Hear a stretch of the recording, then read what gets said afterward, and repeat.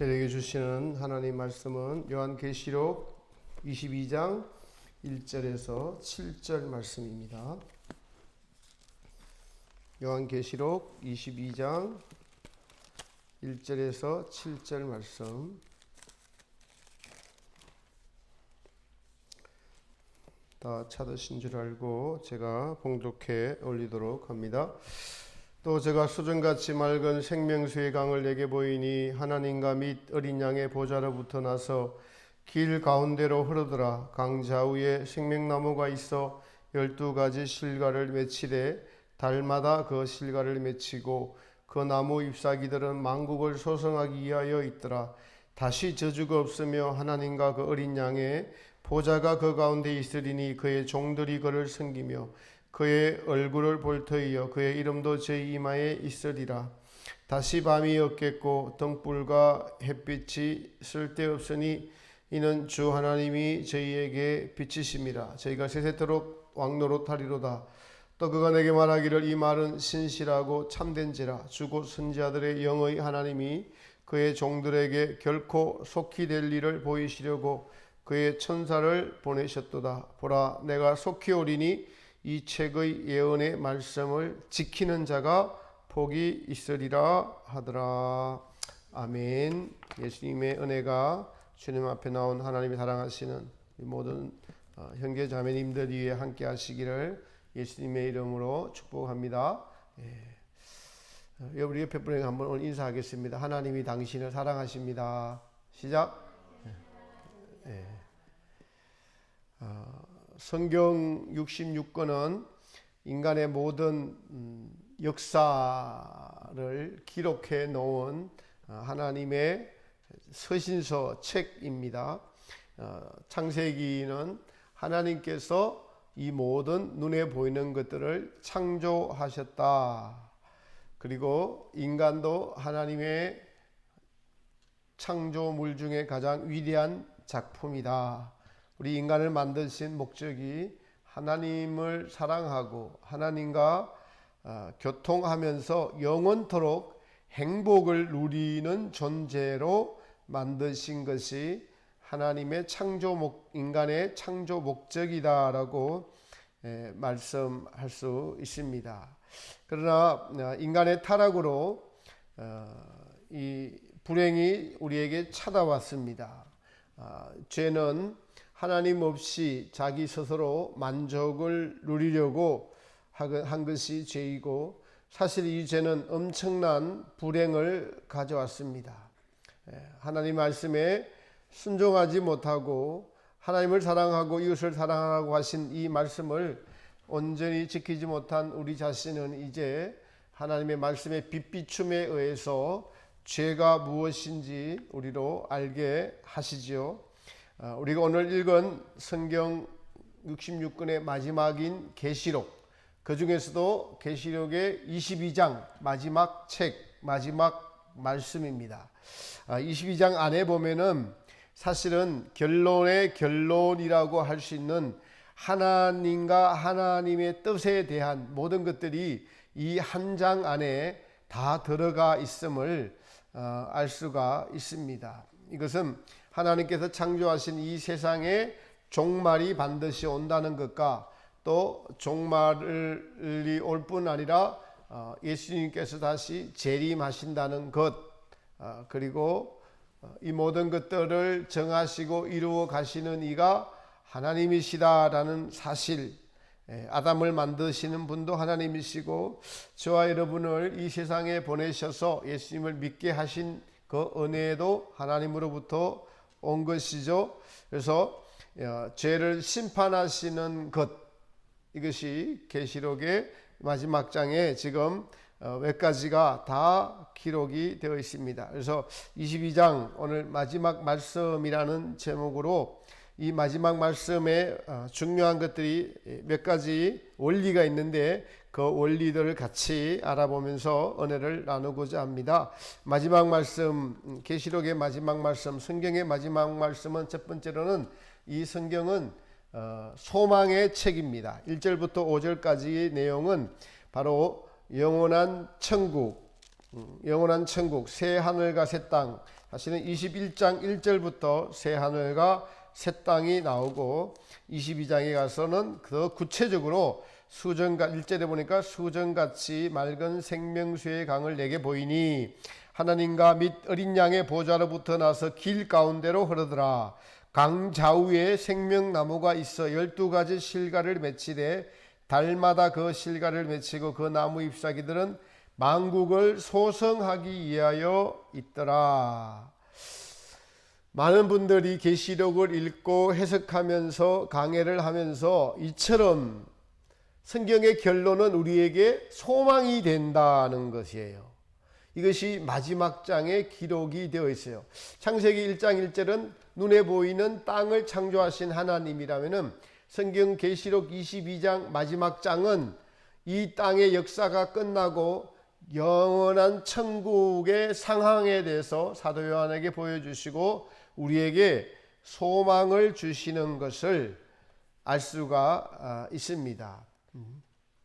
우리가 알고 믿는 하나님께서는 믿는 우리에게 이렇게 좋은 천국을 예비하시고 이처럼 사도 요한에게 보여주시고 우리에게 믿음의 소망을 주시는 것을 알 수가 있습니다.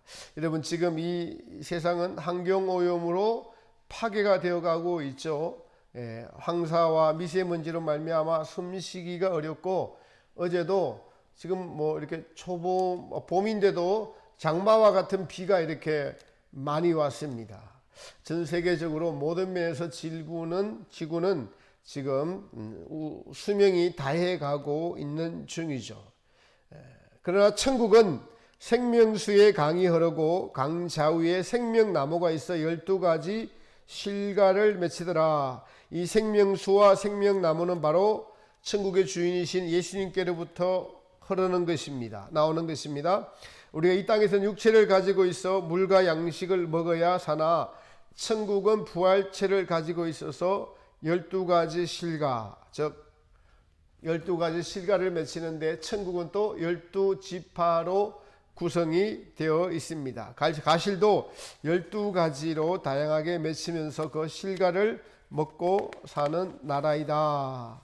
그런데 2절에 보니까 다시는 저주가 없으며, 여러분, 이 땅은 저주의 땅입니다. 죄로 말미암아 저주받아서 사실은 아담과 하에게 아담은 땀 흘려서 밭을 갈아야 되는 그러한 노동의 수고와 하에게는 해산하는 잉태의 고통과 남편을 바라봐야 되는 그러한 것이 죄로부터 왔다라고 창세기는 말씀하고 있습니다. 이 죄로부터 온 저주는 그래서 전쟁과 기근과 싸움과 정신 이상과 시기와 질투와 업무와 또 여러분 각종 전염병, 오늘날에는 코로나로 말미암아 우리가 마스크를 쓰고 있어야 되는 이러한 것들이 바로 저주입니다. 그래서 불안합니다. 이 불안을 이기려고 미신을 믿고 점쟁이를 찾아가고 그럼에도 불구하고 죽음이라는 이 죄의 저주로부터 아무도 해방될 수 없는 것이 인생이죠. 오직 우리는 예수님만이 이 죄의 저주로부터 우리를 구원하실 수가 있으시니, 그리고 실제로 천국은 이 저주로부터 구원받은 자들이 들어가는 나라이기 때문에 사도 요한은 다시 저주가 없다라고 말씀하고 있는 것입니다. 20장 14절 15절에 보면은 사망과 엄부도 불못에 던지우니 이것은 둘째 사망 곧 불못이라.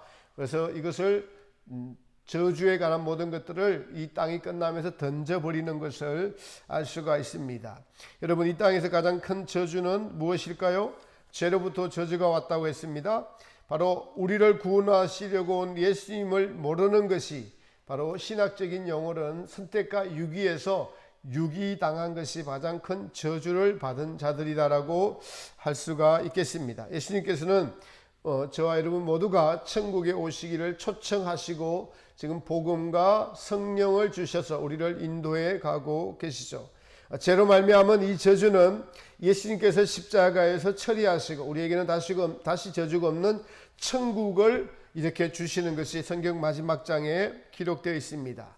복음은 이처럼 우리에게 복된 소식입니다.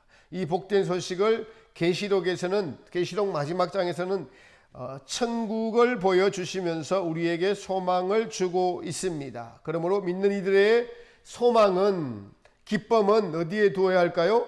그것은 바로 성경에 나와 있는 대로 천국의 소망과 기쁨을 두어야 하는 것입니다. 여러분 마음에 천국이 없다면은 사람은 다른 데서 행복을 찾으려고 합니다. 믿는 이들이 천국의 소망과 기쁨을 두지 않는다면은 믿는 이들의 신앙은 잘못된 것입니다. 땅에서 세상 사람도 똑같이 정욕의 만족과 기쁨을 찾으러 간다면은 그것은 믿는 이들의 신앙이 아직 어린아이 신앙이거나 또한 분명히 잘못된 신앙인 것입니다. 믿는 이들의 소망과 기쁨은 바로 성경에 기록된 하나님께서 주시려고 하시는 천국에서 살아야 한다는 것입니다.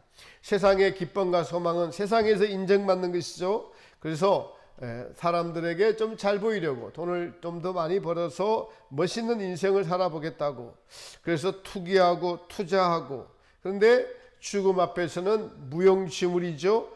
예수님 없는 모든 인생은 헛된 것이요 저주받은 것들이라고 성경은 이렇게 기록하고 있습니다. 성경의 마지막 장에서 우리에게 이처럼 소망을 주고 있음을 알아야 됩니다. 우리에게 천국에 소망이 없다면 여러분, 나의 신앙의식은 옳은 가치관을 가지고 잘못 있지 않구나, 잘못된 길을 가고 있구나라고 우리는 돌이켜야 할 것입니다. 지금 이 시기가 우리는 종말이라고 해도 무방할 정도로 성경에 기록된 단지 7년 대환란이 오지 않았을 뿐이지, 오늘부터 7년 대환란이라고 해도 이상하지 않을 정도로 세상은 타락했고 코로나로 말미암아 그러한 환경을 되어가고 있는 현실입니다. 이럴 때 이 메시지, 성경의 메시지는 우리에게 소망을 줍니다. 예수님께서는 요한복음 14장에서도 너희는 마음에 근심하지 말라, 하나님을 믿으니 또 나를 믿으라, 내가 너희를 위하여 처소를 예비하러 가노니라고, 우리의 처소가 바로 계시록 22장에 기록된 이 처소를 주님께서 예비하신다고 말씀하고 있습니다. 이 믿음은 우리에게 소망을 가져다 줍니다. 오늘 주님 앞에 나온 여러분들의 마음 안에도 지금 이 시기에 힘들게 힘겹게 살고 있지만은 우리의 소망 되시는 주님께서 여러분에게 믿음의 소망이 되시기를, 또 천국을 주시려는 주님의 계획이, 이 말씀이 여러분 안에 믿음으로 자리 잡기를 예수님의 이름으로 축복합니다. 이러한 축복을 받기 위해서는 계시록의 마지막 장에 기록되어 있는 말씀 중에 우리가 더 구체적으로 보면은 두 가지 복이 나옵니다. 이러한 천국을 침노하기 위한 복이 두 가지가 나오는데 7절에 보니까 보라 내가 속히 오리니 이 책의 예언의 말씀을 지키는 자가 복이 있으리라 하더라. 이 예언의 말씀을 지키는 자라는 것에서 지키시는 것의 대표적인 것은 계시록 13장에 나오는 짐승의 표를 받지 말라라는 것입니다. 또 계시록 14장 9절에는 그 짐승의 표에 대해서 이렇게 경고하고 있습니다. 또 다른 천사 곧 셋째가 그 뒤를 따라 큰 음성으로 가로되 만일 누구든지 짐승과 그의 우상에게 경배하고 이마에나 손에 표를 받으면 그도 하나님의 진노의 포도주를 마시리니 그 진노의 잔에 섞인 것이 없이 부은 포도주라. 거룩한 천사들 낚아 어린 양 앞에서 불과 유황으로 고난을 받으리니 그 고난의 연기가 세세토록 올라가리로다. 짐승과 그의 우상에게 경배하고 그 이름에 표를 받는 자는 누구든지 밤낮 쉼을 얻지 못하리라 하더라. 지금 이것은 대환란에서 있을 일들이고 전 3년 반이 지나고 후 3년 반이 시작되면서 적그리스도가 예루살렘 성전에 앉아서 자기가 자칭 재림 메시아다, 하나님이다라고 하면서 매매할 수 있는 표를 모든 사람들에게 받으라고 강매할 것입니다. 그럴 때 이 표를 받지 않아야 된다라는 것입니다. 짐승의 표를 받지 않는 것입니다. 최근에 이제 어떤 유튜버에서 몇몇의 계시록을 잘 알지 못하는 분들이 코로나 백신이 666의 표라고 강력하게 주장을 하면서 많은 분들을 미혹하고 있습니다. 그분들에게 제가 옳은 것을 알려드려도 저를 아주 사탄 소리 하고 있다라고 공격을 해서 때론 제 마음이 조금 이렇게 상하기도 하지만은 그러나 하나님의 넓은 관점에서 바라보면은 한국 교회도 80년도에 다미 선교의 사건이 있었고 또 그 이후에 종말의 휴거의 사건이 몇 번 있었습니다. 그것처럼 또 몇몇 분들이 이제 박성엽 씨나 또 하르파조 TV라는 분이나 무명의 형제라는 분께서 지금 백신이 짐승의 표다라고 하면서 사람들에게 백신을 받지 말아라 라고 하며 사실은 미혹을 당하는 것이죠. 그렇게 되면은 전도의 문이 막히게 되는 것인데, 저는 이렇게 백신의 표에 대해서 지난번 한 2달 전에 설교를 이렇게 들었지만은 그 백신은 지금 대환란으로 들어가는 전조 초기 단계에 있는 사람들에게 이렇게 이제 강제로 정부가 시키는 것에 순종하도록 하는 것에 지금 훈련의 과정이다. 그래서 백신을 안 맞으면은 불이익을 당하고 당장에 외국 여행을 하지 못하죠. 이것이 더 이제 점점 지나치다 보면은 매매를 못하게 될 수도 있는 것입니다. 관공서에 출입을 할 수도 없게 되고 사람들 모이는 장소에 못 가게 되게 되고, 지금 당장에 백신을 맞은 사람들에게는 여행이 자유롭고 또 미국에서는 거기 관광 오면은 백신을 준다고라고도 합니다. 이처럼 사람들에게 이렇게 편리하게 하기 위해서 자기가 살기 위해서 백신을 맞는 것이 나중에 짐승의 표로 바뀌어질 수 있는 것은 사실입니다. 우리가 긴장해서 정신을 차리고 이것을 지켜봐야 하나, 그러나 지금은 아직까지는 7년 대환란이 오지 않았기 때문에 7년 대환란의 전 3년 반에 사람 3분의 1이 죽는 전쟁이 일어나고 난 이후에 적그리스도가 예루살렘 성전에 서가지고 내가 하나님이다, 내가 자칭 메시아다라고 하면서 사람들에게 표를 받으라고 할 것입니다. 그때가 바로 그것이 칩이든 무엇이든 바로 표인데, 아직은 그 때가 아닌 것을 알지 못하는 분들이 그렇게 계시록을 잘 알지 못하니까 미혹당해서 지금 본인들뿐만 아니라 많은 분들이 그것을 보고 지금 뭐 어렵게 종사하는 분들, 이런 분들이 백신을 안 받아가지고 어려움을 당하는 경우를 본 적이 있습니다. 그럼에도 하나님은 그것이 지금 당장에는 구원의 여부와 관계없기 때문에 그들에게도 자비를 저는 베풀어 줄 것이다 라고 생각을 합니다. 오늘 우리가 읽은 이 예언의 말씀을 지키는 자들은 복이 있다는 말씀은 대환란 때에 짐승의 표를 받지 말고 죽음을 각오해야 한다는 이 말씀입니다.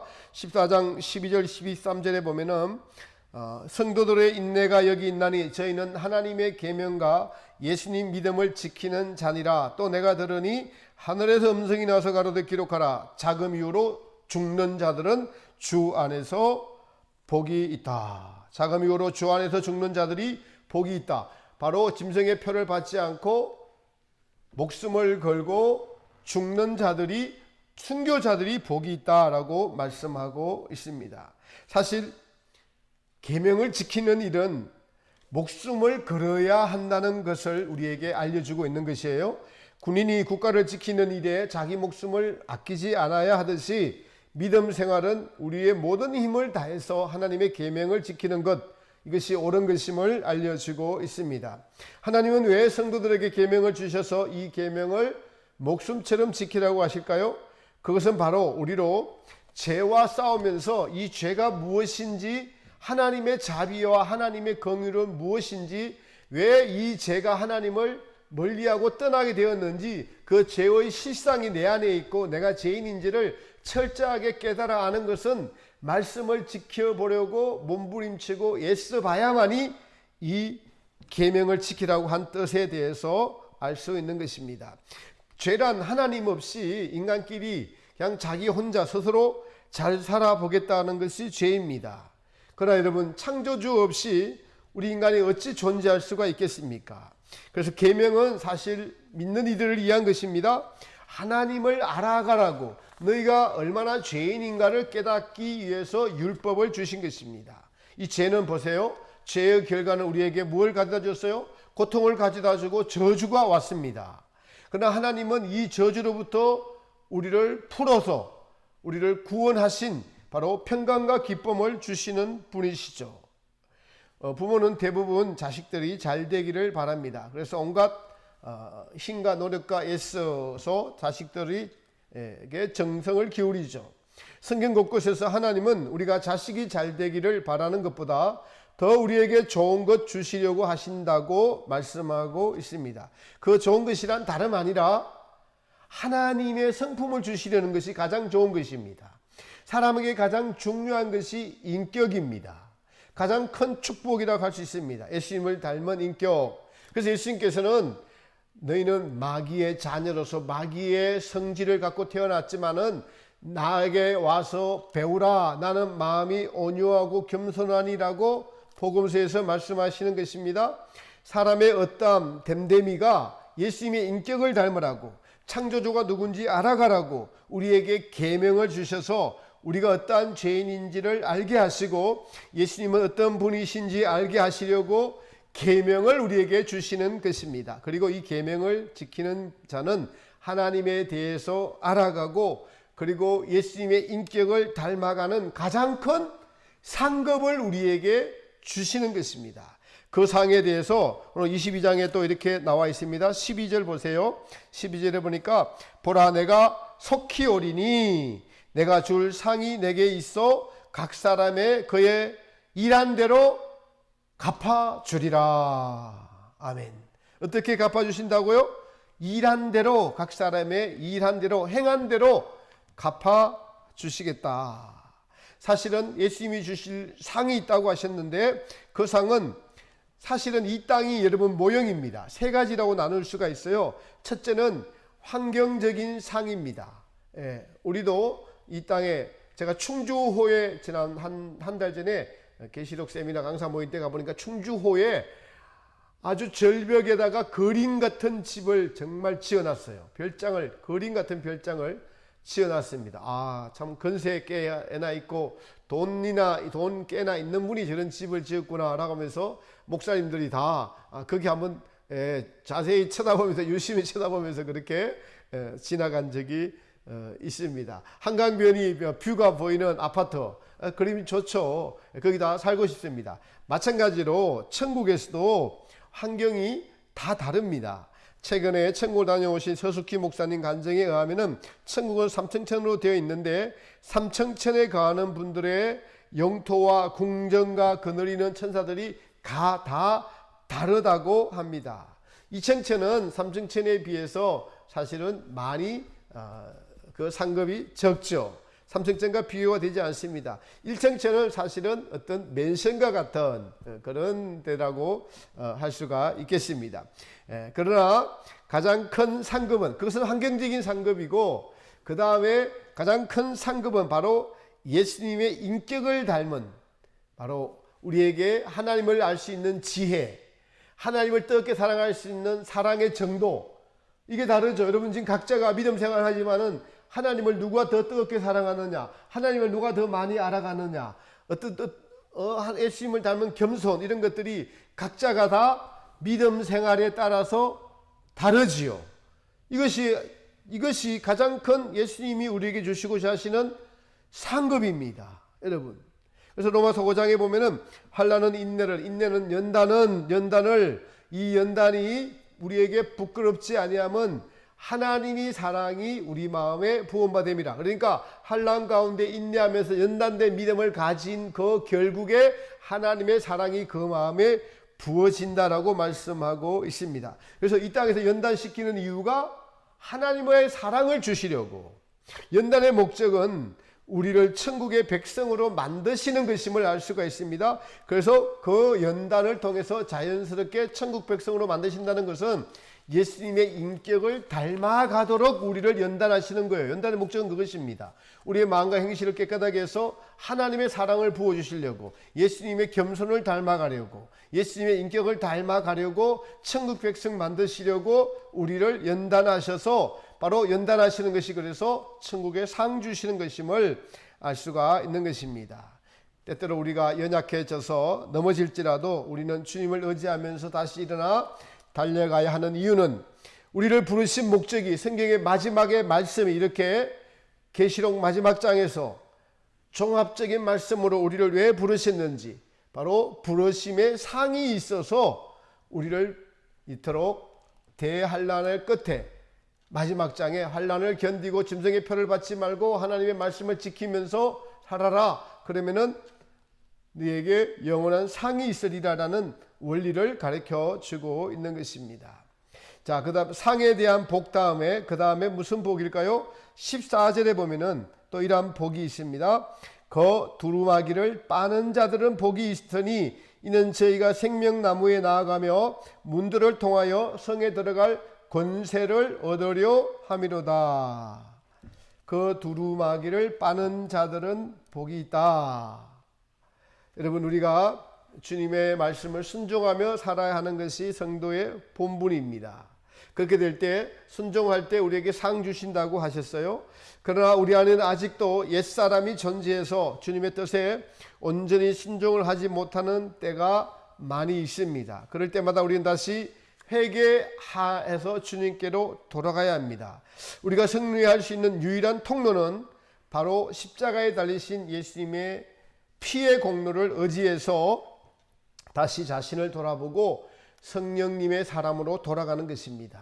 믿는 성도들에게 주신 주님의 가장 큰 복은, 가장 큰 사랑의 가장 큰 자비는 바로 회개할 수 있도록 우리를 도와주신다는 사실입니다. 십자가에 흘리신 보혈은 우리로 제사함을 받게 하며 또한 죄를 씻어주시는 가장 자비롭고 은혜로운 사건입니다. 사랑하는 성도 여러분, 계시록에서 예수님의 이름이 뭐냐면은 가장 많이 등장하는 이름이 바로 어린 양이십니다. 계시록 4장에서 5장 6장에 보면은 예수님에 대해서 갓 죽임을 당하신 어린 양이다라고 묘사하고 있습니다. 사도 요한이 천상낙원 본부에 천국에 들어가 보니까 모든 것이 보좌 중심으로 움직이는데 그 보좌에 앉으신 예수님의 모습이 어린 양처럼 보이다라는 겁니다. 왜 어린 양으로 보일까요? 그것은 천국을 이루는 모든 시작이 예수님의 사랑이요 끝마침도 예수님의 사랑이라는 것입니다. 십자가에서 어린 양이 되셔서 우리의 속죄제물이 되신 예수님, 그 예수님으로 말미암아 우리는 제사함의 은총을 받을 수 있는 길이 열린 것이죠.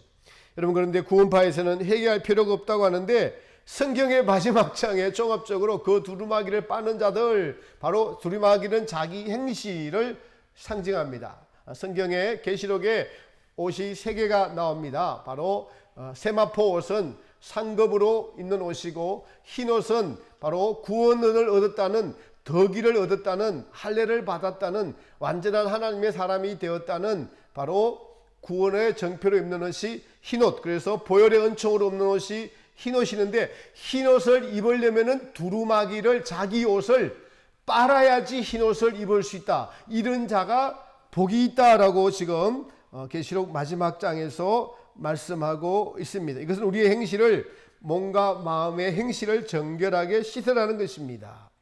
그래서 하나님 앞에 흠도 없이 점도 없는 자가 되라고 우리를 예정하신 에베소 1장의 교회가 완성되어져 가는 것을 말하고 있습니다. 우리는 광야를 통과하는 연고로 죄를 범할 수밖에 없는 연약한 존재이지만 그럴 때마다 주여 우리를 불쌍히 여기소서라고 고백할 수 있는 은혜가 곧 어린 양이신 예수님의 은총 때문인 것입니다.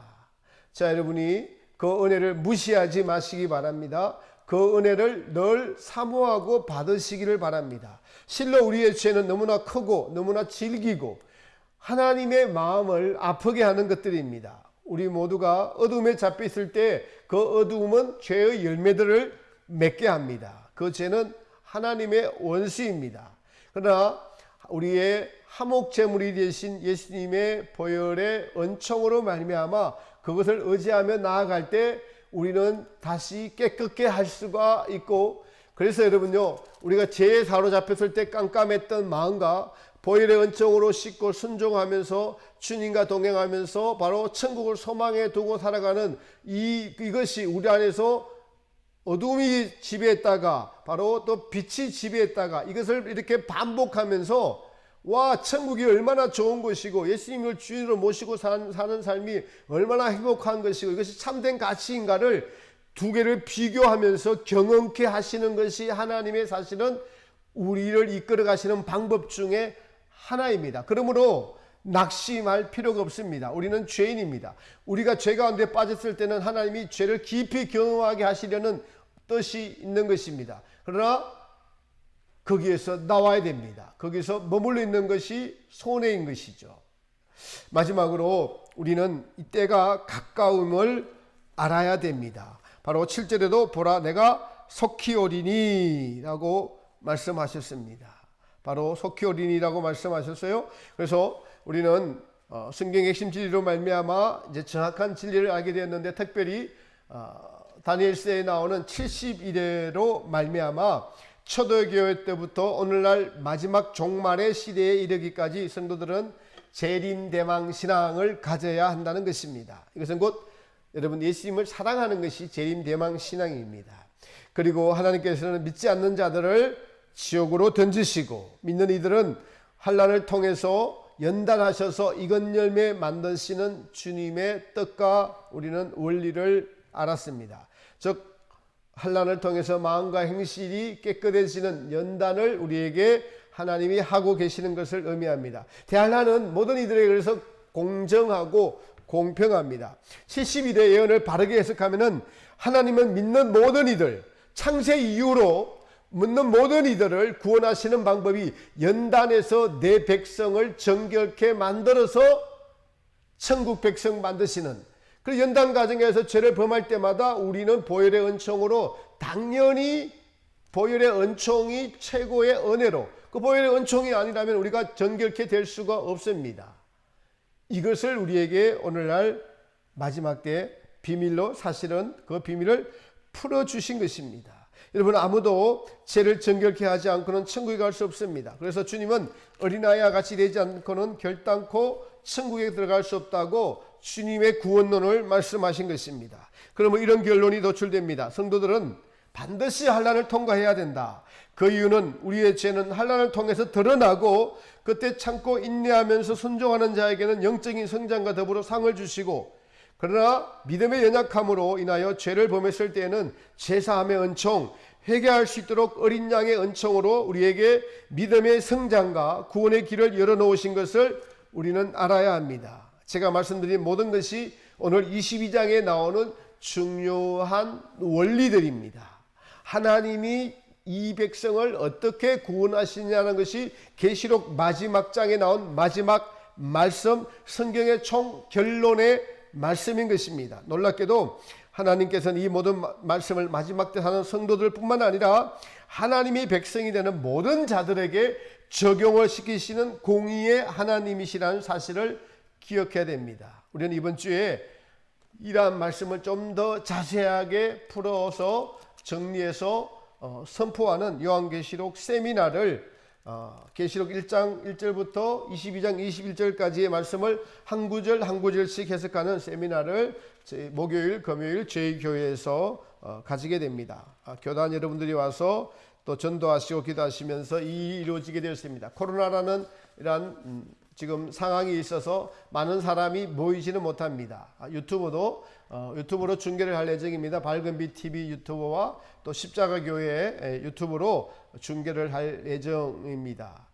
이 집회를 마귀가 얼마나 싫어하는지 제가 2주 동안 아주 끔찍히 겪었습니다. 그냥 아주 모든 것을 포기하게끔 그냥 마음이 깜깜함, 지옥 그 자체였습니다. 그러나 주님은 다시 저를 일으켜 세우십니다. 힘을 내라, 열심을 내라, 회개하라, 말씀에 순종하라, 사명을 감당하라.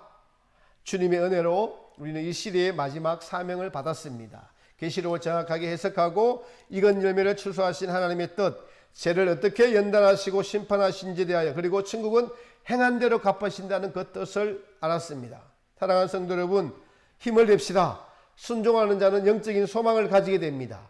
예수님이 주인 되는 삶은 우리에게 영적인 소망과 기쁨이라는 실제의 믿음을 반드시 가지게 됩니다. 실망하고 낙심한 우리의 마음에 주님께서 힘을 주셔서 다시금 열심을 내고 달려갈 수 있는 은혜가 우리 모두에게 있기를 예수님의 이름으로 축복합니다. 찬송가 160